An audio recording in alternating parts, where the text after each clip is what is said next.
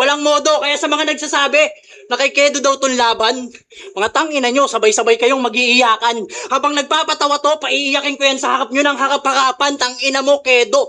Dedo kitang iiwanan, tinaihan, tinapakan, inihian, pinamunasan, tas makikita nyo yan kinabukasan, nasa gilid na ng lansangan. Di mo ba nakikita? Inuuwian mong kalagayan. Tanga, pinulot ka ni Enigma kasi gusto niya makakita ng nagsasalitang basahan. Basahan, matik, ilalampaso lang kita, tol. Yun lang ang dapat kong gawin. Kasi mahina ka, di mo ko kayang tibagin. Tol, di ako magdadalawang isip na ikaw ay saksakin o ilaglag ka sa bangin. Kung naging ahas ka, di mo ko kayang tuklawin. Kung naging kambing ka din, di mo ko kayang suwagin. Di mo ko kaya, tol, all in. Yun lang gusto kong ipakating. Kaya eto, payong ulul. Pag uwi mo sa inyo, umarap ka sa salamin. Tapos tanungin mo yung reflection mo. Kung ang titi, anong oras dapat salsalin?